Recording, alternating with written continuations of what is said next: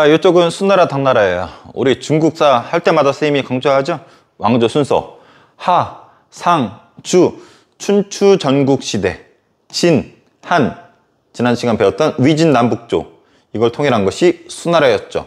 그 다음에 당나라.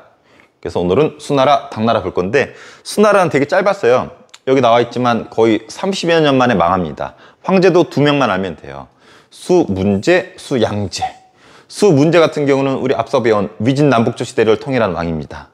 그리고 여러 제도를 정비했었고, 중요하지 않아요. 요건 꼭 알아두세요. 과거제를 실시합니다. 과거제가 뭐냐면 시험을 통해서 관리를 선발하는 제도예요. 유교 지식을 물어서 시험을 봐서 관리를 뽑는 제도가 과거 제도이고, 요게 이 이후로 웬만한 나라를 다 따라합니다. 심지어 우리나라도 거의 1000년 가까이 고려시대 때부터 시작해서 조선 망할 때까지 이 과거제를 유지하게 되는데, 그 과거제의 오리지널 원조가 수나라 문제라는 거. 이름 자체가 과거에 어울리잖아. 문제, 출제, 과거제. 꼭 알아두세요. 자, 양제. 양제는 이 대운하 건설로 유명합니다. 중국의 강의 특징이 뭐냐면 동에서 서로 흘러. 아니지? 서에서 동으로 흐릅니다. 이렇게. 그래서 좌우로 강이 있는데 위아래로는 연결하기가 어려운 거야. 강이 흐르지 않기 때문에. 그래서 이걸 이렇게 연결한 거. 이것이 대운하라고 합니다. 그래서 화북, 위쪽과 아래 강남 지역을 연결한, 그래서 이러한 지도 나오면은 대운하랑 관련돼 있습니다. 그리고 수양제는 우리 한국사 공부할 때 더 자세히 나와요. 고구려를 침략합니다. 그래서 양제가 고구려를 침략하는데 이때 보냈던 장군이 우중문이란 장군이에요. 여기 맞서 싸운 장군이 우리의 들어봤나요? 을지문덕. 서울에 가면 을지로라고 있는데 을지문덕 장군의 이름을 딴 거죠. 근데 을지문덕이 머리가 좋은 게 우중문이 쳐들어오잖아. 직접 싸우지 않고 도망갑니다. 도망가면서 손가락을 꺼내죠. 꺼지세요, 꺼지세요 하면서, 그리고 시를 적어서 편지를 줘요. 우중문한테. 뭐라 썼냐면, 야, 우중문, 씨발, 너 쩌는데? 졸라 잘 싸우는데? 하면서, 따라와봐, 따라와봐 하면서 손가락으로 희롱하면서 우중문을 유인을 하죠. 근데 알고 봤더니 여기에 물이 있는데 물뚝을 막아가지고 물을 모아놨던 겨. 그 다음에 얘네가 막 따라오니까 이거 팡 터트려가지고 물로 싹 씻겨서 몰살시켜버리죠. 이 전투를 우리 역사에서 뭐라 부릅니까? 살수대첩이라고 부르죠. 그래서 수양제가 패배하게 됩니다. 그래서 을지문덕, 물로써 공격했던 살수대첩, 아주 유명하죠. 이때 그래서 을지문덕이 쓴 시 있죠. 우중문 짜는데 이 시가 현재도 전해져 옵니다. 그래서 우리 역사에서는 살수대첩으로 유명한 수양제, 한마디로 이 을지문덕 덕택의 수양제 좆대입니다. 그래서 무리하게 공사했죠. 그 무리하게 고구려 쳐들어와서 실패했죠. 그래서 30여 년 만에 멸망한 나라가 수나라야. 그 수나라는 실질적으로 과거제, 문제, 대운하 건설, 양제. 그 문제 출제하면 과거제, 이응, 운하 나오면 양제. 이렇게 기억하면 좋을 것 같아요. 그래서 당나라로 넘어가게 됩니다.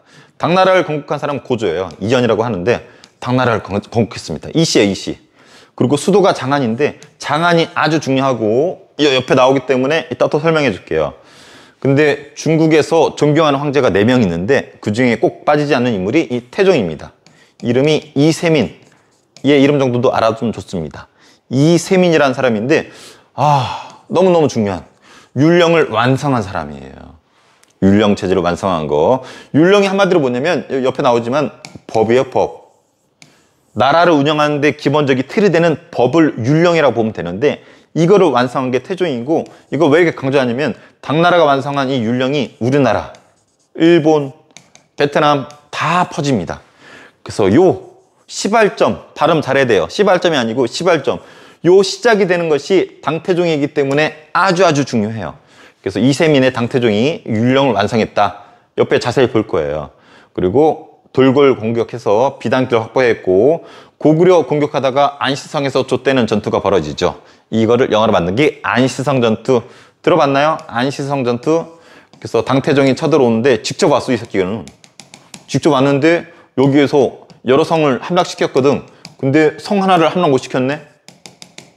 당태종이 직접 왔죠. 근데 성을 지키는 양만춘 들어봤나요? 양만춘 장군이 지키는 이 안시성, 이게 함락이 안 되는겨. 그래가지고 막 빡빡 돌았지.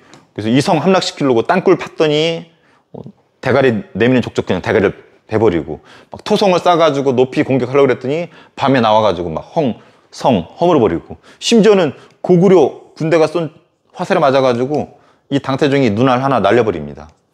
그러니까 막 족같이 아주 그냥 야구로겠지. 조그만 성인데 이거 하나 함락 못 시켜가지고 심지어는 이거 하나 함락 못 시켜가지고 후퇴하는 것이 그 유명한 당태종입니다.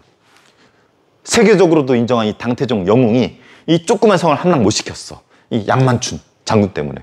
그러니까 본인도 비록 눈도 잃고 했지만 이 양만춘 너무 멋있는 거야. 그래서 당태종이 양만춘한테 비단을 수레에다 딱 실어가지고 선물로 보냈다고 하지. 너 비록 양만춘 적이지만 멋있네? 쩌는데? 해가지고 수레로 딱 보냈더니 양만춘도 딱 얘 후퇴할 때 잘 가시오 당태종 했다고 그러죠. 근데 내가 봤을 땐 기록이 잘못된 것 같아. 당태종이 눈 하나 잃었잖아. 그래서 봤더니 안시성에서 양만춘이 잘 가시오 하는데 이건 아닌 것 같고 양만춘이 이랬을 것 같아. 잘 가 시바 잘 가 이랬는데 당태종 잘 가시오 이렇게 잘못 보지 않았을까라는 개인적인 추측인데 이것을 묘사한 것이 안시성 전투. 그래서 한국사에서 여기서는 수양제는 살수대첩, 여기서는 양만춘의 안시성 전투, 당태종이라는 거 시험에 잘 나옵니다. 당태종 꼭 알아두세요. 세계사에서는 이걸로 유명합니다. 율령체제를 완성한 왕, 중국의 4대 황제에 들어간다라는 거. 고종, 세계사에 중요하진 않지만 우리 한국사에서는 중요하죠. 백제랑 고구려를 멸망뜨린 게 고종이거든. 삼국에 보면 여기 고구려 있고 여기 백제 있고 여기 신라 있잖아. 당나라 있고 이 당나라하고 신라가 손을 잡습니다. 이걸 무슨 동맹이라 불러요? 나당 동맹 들어봤어요? 나당. 신라 할 때 나당 동맹. 이 둘이 손잡고 백제랑 고구려 무너뜨리잖아. 이때 황제가 고종이에요. 그래서 바다로는 당나라가 쳐들어오고 신라는 육지로 쳐들어오죠. 특히 육지로 쳐들어왔을 때 신라 장군이 김유신, 여기 맞선 장군이 백제의 계백 장군. 그래서 5,000대 5만 맞짱 뜨잖아. 야 5,000대 5만 누가 이기겠어? 당연히 여기 이기라 생각을 했겠죠. 여기가 이겼을까? 네, 여기가 이겼어요. 이 전투를 우리 뭐라 불러요? 황산벌 전투라고 부르죠. 황산벌 전투. 지금 논산 지역에서의 최후의 격전인데 여기서 계백 유명한 일화가 있잖아요. 전쟁 나가기 전에 자기 아내랑 자기 아들, 자식들 칼로 찔러서 죽이고 전쟁에 나가잖아. 왜? 싫어서가 아니라 어차피 5,000대 5만 여기가 이길 수밖에 없는 구조야. 그러니까 백제가 망하는 건 시간 문제이고 망하게 되면 자기의 이제 처자식이라고 그러죠. 아내랑 아들들이, 자식들이 신라군의 노예가 된단 말이야. 그 꼴은 못 받겠다 이거지. 그래서 그럴 바에는 내 손으로 내 아내 죽이고 내 자식 죽이고 난 전쟁터 나가는 거죠. 근데 의외로 계백 5,000 결사대라 그래요. 죽음을 각오한 이 군대. 얘네들이 5만 맞서가 졸로 잘 싸우는 거야. 오 씨발 졸로 잘 싸우는데 하면서도 약간 좀 이상한 거요. 오 씨발 이기면 좆되는데 가족 다 죽이고 나갔잖아. 그래놓고 이겨봐봐. 이상하잖아. 근데 다행인지 모르겠지만 김유신이 이기고 계백이 망하고 의자왕 때 백제가 망하게 되죠. 그리고 같이 또 고구려, 당나라가 공격해서 고구려 망하게 하고 이때 그 장군이 아니고 황제가 고종입니다. 그래서 한국사에서는 중요하지만 세계사에서는 요 태종이 중요하다는 거. 현종은 좀 알아두세요. 탈라스 전투 시험 졸라 잘 나옵니다. 자, 여기가 당나라인데 현종 때예요. 당나라가 선제 공격 날립니다. 여기 이슬람 세계가 있었거든. 선제 공격해서 전쟁이 벌어져요. 이때 보냈던 장군이 고선지 장군. 고구려 출신이에요. 고시성이잖아. 우리 고주몽 알죠? 그래서 고구려의 후예였던 고선지 장군을 보내서 이슬람 세력, 뒤에 배우고 있지만 이슬람은 이때 아바스 왕조거든요. 전쟁이 벌어집니다. 선빵 때려가지고. 누가 이기냐면은 이슬람이 승리를 거둡니다. 그래서 포로를 잡았는데 당나라 포로겠죠. 이 새끼 잡아서 끌고 갔는데 이 새끼가 새로운 기술이 있네. 무슨 기술인가 봤더니 재지술을 종이 만드는 기술을 알고 있네. 그래서 이것이 이슬람 세계로 전달이 됩니다. 그래서 탈라스 전투, 베탈라스 이게 아니라 탈라스 전투인데 포로를 통해서 종이 만드는 기술이 이슬람 세계로 전달이 되었다. 이것이 그 유명한 탈라스 전투. 근데 역사에서 현종하면은 여기 교과서 나오진 않지만 양귀비란 여인의 사랑에 빠졌다고 하죠. 양귀비. 미인이었대. 양귀비가 원래는 이 현종 황제의 며느리였어. 현종 아들의 와이프인 거죠. 양귀비. 근데 되게 이뻤나 봐. 그래서 자기 아들의 와이프임에도 불구하고 며느리임에도 불구하고 양귀비를 자기 후궁으로 들입니다. 왕비로 들여요. 그리고 되게 사랑해가지고 이 여자에 빠져가지고 나라를 놓쳐버리지. 그러다가 안사의 난이라고 하는 반란이 일어납니다. 안녹산이라고 하는 지방의 실력자를 절도사라 불렀거든. 이 안녹산이 절도사였어. 지방의 짱이었는데 요 새끼가 반란 일으키고 부하였던 사사명과 또 반란을 같이 일으킵니다. 그래서 안녹산, 사사명, 이것을 안사 이거 사주세요. 안사의 난이라 그러는데 안사의 난을 계기로 당나라가 쇠락하기 시작합니다. 그래서 아주 중요해요. 안사의 난. 그 나라가 기울 정도의 미모를 갖춘 사람, 양귀비 아주 중요하죠. 꽃 중에 양귀비꽃이라고 있어요. 이쁜데 빨간색이거든. 쌤이 여기 남포 쪽에 텃밭 있거든. 내 건 아니고 장모님 건데, 쌤 종민TV 또 유튜브 있잖아요. 그 선생님이 가끔 텃밭에서 막 줌바 추고 영상 올렸는데 그 옆에 양귀비가 이렇게 나오거든. 어떤 애가 그걸 보더니 선생님 신고할 거예요. 선생님 텃밭 보니까 양귀비 있네요. 양귀비가 마약이거든. 양귀비 꽃 가공하면 마약이 돼요. 마시면 환각 상태가 되고 아주 황홀한데 그것 때문에 마약을 키우는 사람들이 있는데 양귀비 이 재료가 마약이 됩니다. 그래서 그 새끼가 나 신고하겠대야. 양귀비 키운다고. 근데 양귀비가 이게 마약이 되는 게 있고 아닌 게 있는데 선생님 텃밭에 있는 것은 마약은 되지 않아요. 이쁜 꽃인데 양귀비. 근데 그 친구는 알았던 거지. 양귀비가 마약이라는 거. 그래서 양귀비 꽃을 마약이라 부르는 이유는 양귀비가 나라를 기울게 해버렸잖아. 그래서 마약. 인간을 기울게 해버리죠. 그래서 양귀비 꽃을 마약에 비유하는 것이 거기서 유래됐다고 하죠. 근데 양귀비 기록에 의하면은 좀 포동포동했었대. 우리가 알고 있는 미인하면 갸름하고 선생님으로 몸매가 이렇게 좀 굴곡진 아주 아름다운 여인을 미인으로 생각하는 지금 최신의 경향이 있는데 옛날에 미인의 기준은 좀 포동포동했었대요. 그래서 양귀비도 좀 포동포동했었다라는 이런 기록이 나옵니다. 근데 현종이 양귀비 너무 좋아해가지고 얘가 좋아하는 과일 같은 거 그 지역에서 막 싹쓸이 해오기도 하고 너무 사랑했었다고 해요. 근데 양귀비 포동포동도 하지만은 암내가 심했대. 암내가 이 겨드랑이 냄새가 심해가지고 여기다 뭐 이렇게 막 향수 같은 거 막 달고 다니고 했었다기도 하고 아무튼 겨드랑이 냄새가 심했던 양귀비. 현정도 좀 취향이 현정이 이게 축농증이 있어가지고 냄새를 못 맡았대야. 그래서 양귀비의 암내를 못 맡았었다고 하는데 자 암내랑 포동포동했었던 양귀비 마약으로 비교될 정도로 나라를 기울게 할 정도로 심지어 며느리임에도 불구하고 현종이 자기 아내를 삼을 정도의 나라를 기울게 했었던 양귀비 그 결정적으로 안사의 난이 터졌다라는 거 알아두면 좋을 것 같습니다. 자 율령 제일 중요한 단어예요. 오늘 법이라고 그랬었죠. 나라를 통치하는 데 필요한 이런 시스템 이런 법들을 율령이라고 하고 아까 당태종 때 완성을 했었다고 얘기했었습니다. 자, 당나라는 삼성 육부제를 기본으로 합니다. 성이 몇 개야? 1, 2, 3. 그리고 부가 몇 개야? 6개. 쫙. 부. 이호, 예, 병, 형, 공. 부 해가지고 6가지. 그래서 여기서 나라를 결정합니다. 여기 제일 위에는 황제겠죠. 황제 아래 3개의 성이 있어요. 이거 삼성이라고 그러고 하나의 성 아래 6개 부가 있는데 여기서 나라를 결정을 하면은 얘네들이 실행을 하는 부서인 거야. 삼성육부라고 합니다. 이런 시스템이 당나라 시작이 되었고 당나라가 아까 얘기한 것처럼 우리나라, 일본, 베트남에 똑같이 다 영향을 끼칩니다. 물론 그대로 쓰진 않고 약간 변형은 하지만 기본 틀은 삼성육부인데 이것이 이때 완성이 돼요. 여기도 있지만 원래 수나라가 먼저거든. 근데 얘네들은 금방 망하잖아. 그래서 이런 것들 얘네가 다 먼저 했지만 인정을 안 하고 보통은 당나라로 얘기합니다. 완성이 이때 되었기 때문에. 그래서 삼성육부 하면 누굴 떠올라야 된다? 당나라. 졸라 시험 잘 나와요. 그리고 요 3개는 세트로 알아두세요. 균전제. 전이 땅이잖아. 농민이야. 그러면 국가가 땅을 줍니다. 이것이 균전제야. 공짜가 어딨어? 대가를 치러야지. 세금 내겠죠. 세금이 조용조야. 조, 토지세. 용, 노동력. 조, 특산물. 한마디로 국가가 땅을 주는 제도, 균전제. 여기에 대한 대가, 조용조. 조는 이 토지에서 나오는 곡식을 세금으로 내야 돼. 용, 다리나 어떤 성곽을 지을 때 노동력을 제공해야 돼. 조, 그 지역의 특산물을 내야 돼. 우리 보령 같은 경우는 포도가 유명하잖아요. 포도. 머드 유명하잖아요. 머드 처먹어. 머드. 이런 거 줘야 되는 거죠. 그래서 토지세, 노동력, 특산물 이것을 조용조라고 한다. 토지를 받은 대가인 거죠. 그리고 전쟁 나면은 또 가서 군대로 싸워야 돼. 이걸 부병제라고 해요. 그러니까 세트인 거야. 토지를 받은 조건으로 세금 내야 되고 군대 끌려가야 되고 이게 하나의 세트입니다. 근데 이것이 안사의 난을 계기로 흔들려요. 아까 이 안사의 난 기억나죠?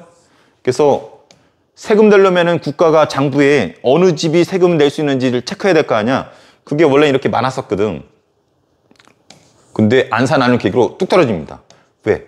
자꾸 전쟁하니까 반란 나서 전쟁 날 거 아니야. 그러니까 이 세금을 내야 된 장부 속에 가구 수가 확 축소돼 가지고 세금도 안 거쳐. 그래서 정상적으로 이 제도가 운영이 될 수 없는 거야. 안사의 난을 계기로 사회가 혼란스러우니까 토지를 줄 수도 없고 토지를 못 주게 되니까 이런 거 거둘 수도 없잖아. 그래서 안사의 난을 계기로 이렇게 바뀝니다. 장원제. 어떤 한 새끼가 땅을 다 차지해. 대농장, 장원제. 양세법. 여름이랑 가을에 재산의 많고 적음에 따라서 세금을 걷는 양세법. 모병제. 땅 줬다고 군대 끌려갈 수가 없어. 땅 못 주니까. 그래서 모병. 돈을 주고 군대를 삽니다. 그래서 이런 거 구체적으로 알면 더 좋겠지만 모르더라도 이런 세 가지 시스템이 안사의 난을 계기로 이렇게 바뀌었다라는 거. 그래서 그 계기가 되는 것이 안사의 난이라는 거. 그리고 과거제가 이때 확실히 자리를 잡습니다. 하지만 시작은 어디라고요? 문제라는 거 아주 강조했었습니다. 그래서 이런 모든 시스템을 뭐라 부른다? 율령체제라 부르고 아시아에 다 퍼졌다. 구체적으로는 중국 기준에 당나라 기준으로 우리, 일본, 베트남 이런 아시아를 아시아의 동쪽에 있어서 동아시아라 부른다. 자, 이랬던 당나라가 아까 얘기했죠. 안사의 난을 계기로 기울기 시작하죠. 그래서 기울기 시작하는 계기가 되는 거 안사의 난. 절도사라고 하는 지방 실력자였던 안녹산과 부하였던 사사명이 일으킨 반란을 안사의 난이라고 불러요. 하지만 망하지는 않았어. 근데 망하게 되는 결정적인 계기가 되는 반란이 황소의 난이에요. 황소, 하고 황소가 반란을 일으킵니다. 사람 이름이에요. 황사라고 해도 되지만 사람 이름인데 황소인데 이 새끼가 반란을 일으켰네. 농민이었던 황소 새끼가 반란을 일으킵니다. 이걸 계기로 당나라가 완전히 쇠락하기 시작합니다. 그러다가 절도사 주전청에게 멸망한 것이 당나라. 근데 이 황소의 난은 역시 또 한국사랑 관련돼 있어요. 당나라에서 여기서 황소의 난이 터졌죠. 난리가 났잖아. 근데 요거를 토벌합시다 라고 글을 지은 사람이 있어. 이 사람이 최치원이라는 사람입니다. 이름이 한국인 맞아요. 여기 원래 신라 사람인데 이 사람이 중국 당나라 가가지고 관리가 돼. 근데 때마침 황소가 하고 반란이 일으켰네. 그랬더니 황제한테 글을 썼어. 황제폐하, 황소의 난은 이렇게 진압합시다. 이 글을 뭐라 부르냐면 토벌합시다. 황소를 토황소 경문이라고 부릅니다. 아주 유명한 글이야. 황소의 난을 진압하자라고 쓴 글인데 이게 너무 잘 썼대. 그러니까 황소도 궁금한 거야. 엄마 하고 있다가 실시간 검색으로 토황소 경문 딱 올라온 거야. 뭐야 저게 해서 딱 눌러봤더니 황소를 때려줬다는 글인데 너무 잘 쓴 거야. 씨발 해가지고 침실에서 바닥에 떨어졌다라는 기록이 나옵니다. 이거 내가 지어낸 게 아니라 이 글을 보고서 황소가 놀래가지고 하고 침실에서 떨어졌대. 혹시 시진핑 알아? 시진핑? 시진핑이랑 중국 최고 지도자 있잖아. 지금도 최고 지도자잖아. 이 새끼가 우리 한국 왔었거든. 왔을 때 박근혜 대통령 때였나? 최치원의 토황소 경문을 자꾸 막 얘기하더래요. 우리 박근혜 대통령 토황소 경문 알아요? 때려줬다는 토황소 경문 최치원이 쓴 글이고 이 최치원 우리 중국에 왔었어요. 한국인인데 이거 보세요. 한국과 중국 친한 나라예요. 우리 쎄쎄쎄 합시다. 짜장면 비벼 먹읍시다 하면서 박근혜한테 친하려고 우리나라랑 중국의 끈이었었던 최치원 지은 토황소 경문 이 구절을 읊조렸었다고 하죠. 몇 차례 걸쳐서. 그럴 정도로 이 황소의 난 하면은 최치원 아주 유명합니다. 최치원. 참고로 최치원이 우리 보령에도 왔었어요. 보령의 유일한 국보가 우리 성주사에 있는 비석, 비문이 있거든. 그 글을 지은 사람이 최치원이에요. 그래서 우리 보령에 국보를 안겨진 사람 최치원. 한국사 할 때 또 나옵니다. 자, 하지만 이때 당나라 망합니다. 당나라의 문화는 한마디로 국제적이라고 합니다. 국제적. 왜냐면 너무 큰 나라야. 얘가 당나라인데 이쪽에서도 외국인들 바글바글 돼. 그래서 그 수도가 장안인데 아주 중요해요. 여러분 이런 표현 들어봤나요? 야, 장안의 화제야. 장안의 화제야. 그래서 장안의 화제라는 표현이 뭐냐면 개나 소나 알 정도로 쫙 퍼진 소문이라는 뜻이에요. 그 말이 여기서 유래했습니다. 장안. 워낙 국제도시라서 개나 소나 다 모여. 그러니까 누구나 다 하는 거야. 거기 소문 퍼지면은. 그래서 장안의 화제야. 이런 표현이 여기서 유래했다고 하죠. 그럴 정도로 국제도시. 그래서 외국에 외국인들이 졸라 많어. 사신, 유학생, 유학생. 아까 우리 최치원도 유학생이었잖아. 그래서 외국인들이 많고 외국 종교들이 졸라 많습니다. 조로아스터교 배웠잖아. 마니교, 이슬람교, 경교. 이거 크리스교의 일종이에요. 여러 종교들이 다 있어요. 그 다양한 문화들도 들어와 있어. 호손무. 중앙아시아에서 들어온 춤인데 동그란 원이 있고 여기에 원 안에서만 이렇게 춤추는 건데 요것을 호손무라고 해요. 뒤에 사진 볼게요. 그 당삼채라고 하는 도자기가 유행했습니다. 흰색, 갈색, 녹색으로 구성이 된 도자기인데 호손무, 당삼채 이런 외국에서 들어온 이런 문화들, 외국 종교, 외국 사신들. 그래서 국제도시 장안, 장안의 화제 유래가 되었다라는 거. 선생님 강조는 안 했지만 앞서 배운 한나라도 수도가 장안이었어요. 한나라, 당나라, 장안. 장안이 시안이라고도 해요. 서안이라고도 하고. 진시황 무덤 있죠.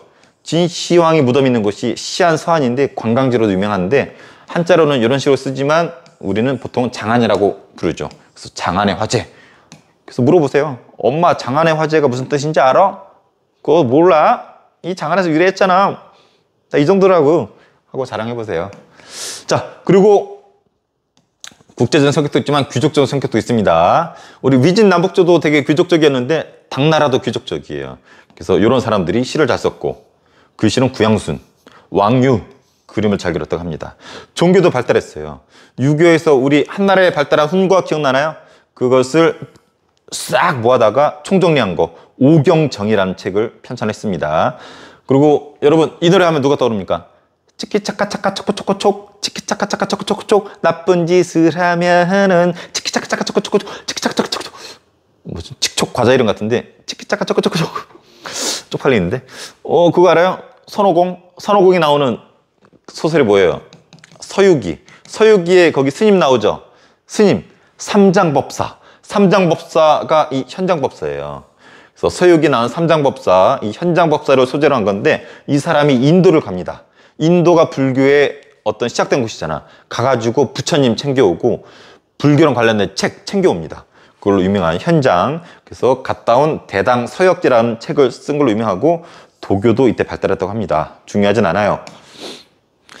자, 동아시아 문화권은 다음 시간에 자세히 배우겠지만 이게 아시아들에게 동쪽이잖아. 그래서 보통은 중국, 우리나라, 일본을 동아시아라고 하는데 여기 문화가 똑같아. 왜냐면 당나라가 만들어진 이 문화가 똑같이 수용이 되었거든.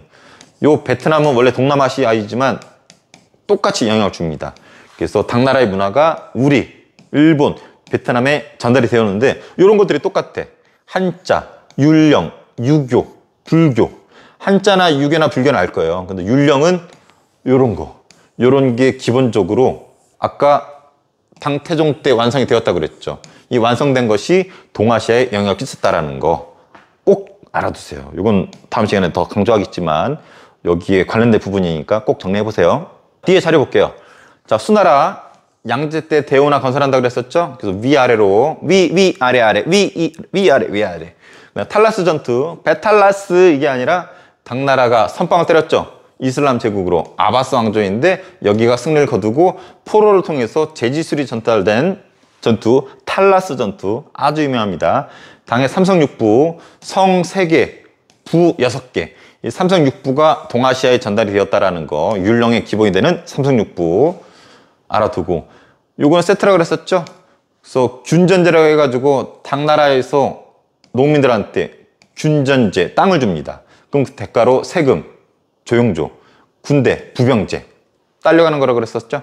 그래서 조용조는 이렇게 3가지 있는 거. 그래서 균전제, 땅을 주면은 그 대가로 세금 내는 거, 전쟁 나면 군대 끌려가는 거. 이렇게 세트. 근데 이게 뭐 때문에 무너진다? 안사의 난을 계기로 무너진다. 그래서 세금 내던 가구 수가 이렇게 되는데 안사의 난을 계기로 혼란스러우니까 그 장부가 제대로 운영이 안 되겠죠. 그래서 뚝 떨어집니다. 그래서 요 3가지가 바뀌죠. 장원제, 그 다음에 양세법, 모병제. 그래서 안사의 난을 계기로 세법도 바뀌게 된다는 거 아주 중요합니다. 그 다음에 당연히 귀족적 문화가 있었죠. 그래서 시, 그림, 글씨 같은 거. 그래서 200이 또 되게 유명하고, 수도, 장안, 국제적인 성격이 강하다고 했었죠. 여기 귀족적이라는 표현 썼는데 국제적인 표현이 잘못 쓴 것 같아요. 국제적인 성격입니다. 장안의 국제적인 문화. 보면 여기 봐봐. 여러 종교들이 있죠. 외국 종교들이 있고, 여기 주작대로라는 표현이 나옵니다. 계획도시고 바둑판식으로 만들어둔 계획도시야. 주작대로가 쭉 뻗은 중앙으로 연결된 도로를 주작대로라고 하고, 서시, 동시는 시장을 말합니다. 그리고 곳곳에 여러 국제적인 종교들이 있고, 그래서 이렇게 바둑판식으로 된 수도 장안, 이것도 역시 아까 주변구로 전달됩니다. 발해에도 영향 끼치고, 일본에 영향 끼치고, 그래서 발해도 그렇고, 일본도 그렇고, 요거랑 거의 비슷해. 수도가. 왜냐면 이거 따라했거든. 장안. 아주 잘 나와요. 장안의 화재. 그리고 당삼채에 흰색, 갈색, 녹색으로 구성이 된 도자기가 유행했는데 당삼채라고 한다. 근데 얼굴 봐봐. 중국 애들이 아니야. 서역인들이야. 외국인들이란 거지. 국제적인 성격. 그리고 현장법사. 우리 서유기의 삼장법사. 치키 차카 척커척. 삼장법사를 알려니 현장법사. 인도를 갔다 와서 대당서약기라는 책을 썼다. 그리고 인도를 가서 부처님과 책을 가지고 왔는데 그걸 모신 탑을 대안탑이라 부릅니다. 저 사람이 가져온 거를 여기다가 모셔두고 있대요. 자, 장안. 국제적인 도시라고 그랬죠. 여기를 방문한 외국 사신들이 그림으로 남겨져 있어. 그래서 북쪽에서도 오고, 고구려나 신라 사람들도 오고, 서역인도 오고, 당의 관리들이 이런 외국 사신들을 맞이하는 것을 그림으로 남겨놓은 것 같아요. 근데 서역이라는 표현이 자주 나오는데, 서역은 중국 기준으로 이 서쪽 있죠. 이 서쪽을 싸잡아서 서역이라고 부릅니다. 그래서 앞으로 서역인 나오면 중국의 서쪽, 그 정도는 알고 있으면 좋을 것 같아요. 호선무, 둥그런 원 안에서 춤을 추는 그런 것을 호선무라고 하죠. 근데 이게 우리 고구려에도 나와. 그래서 당의 영향을 받은 거 알 수 있겠죠. 당의 호선무, 중앙아시아의 춤이 유행했었다. 국제적이다. 그리고 대징경교 유행비라는 거 하는데 여기 이게 외래종교예요. 외래종교랑 관련된 비석이 장안에 있었다. 그리고 불교도 외래종교잖아. 이런 것들이 장안에 있었다. 장안의 화재. 최종 정리할게요. 수나라. 남북조를 통일한 게 문제였었죠. 문제가 과거제. 꼭 알아둬야 되죠. 과거제 문제를 누가 출제했다? 문제가. 그래서 시험을 통해 관리 선발하는 거. 최초가 여기라는 거. 다음 양제. 이응 들어가죠. 이응. 대원화를 건설했다. 화북, 강남, 위아래를 연결하는 거. 우리 한국사에서는 살수대첩의 주인공 수양제, 수문제. 문제, 과거제, 양제, 대운하 꼭 알아두세요. 금방 망했다. 그리고 당나라가 들어선다. 수도가 장안이다. 장안의 화재라는 표현이 나올 정도로 국제도시다. 시험엔 당태종 잘 나온다. 왜? 율령을 완성했기 때문에.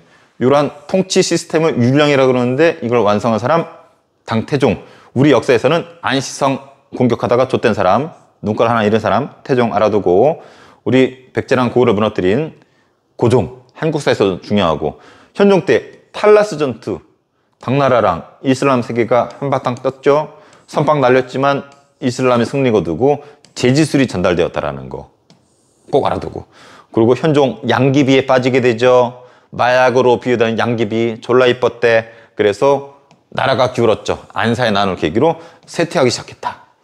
율령이 아주 중요하다고 그랬었죠. 그래서 삼성육부라고 하는 중앙 시스템, 그리고 요 세 가지, 땅을 주고 그 대가로 세금 내야 되고, 그리고 군대 끌려가야 되고, 이것이 안사의 난을 계기로 이렇게 바뀐다라는 거, 과거제도 자리를 잡았다라는 거. 안사의 난을 계기로 쓰러지기 시작하고, 완전히 쓰러지는 게 황소의 난, 음메! 그리고 요거를 토벌하자라고 글 쓴 사람 최치원. 그래서 최치원은 신라 사람인데 당나라에 간 사람. 그래서 우리나라랑 중국의 관계를 말해주는 대표적인 사람이라는 거. 그러다가 망합니다. 당나라는 장안이 아주 유명했었죠. 국제도시다. 외국인도 많고 외래종교도 많고 외국에서 들어온 춤이나 도자기도 유행했었다. 귀족적이다. 시, 글씨, 그림, 종교가 발달했다. 현장법사, 삼장법사다.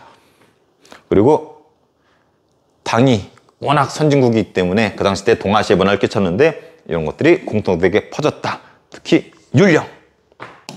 자, 자료 수의 대운하, 탈라스 전투, 제주술이 넘어간 거, 그리고 다음에 삼성육부, 성세계 육부, 나라를 결정한 거 추진. 이것이 주변국에 영향을 끼쳤다는 거, 당의 기본이 되는 율령, 균전 이제 토지를 주고 세금 내야 되고 군대 끌려가야 되고, 요게 뭐 때문에 다 변질된다? 안사의 난을 계기로 변질되었다라는 거. 그래서 세금 내던 사람들이 이렇게 있다가 확 줄어들었다라는 거. 나라가 기울었다라는 증거죠.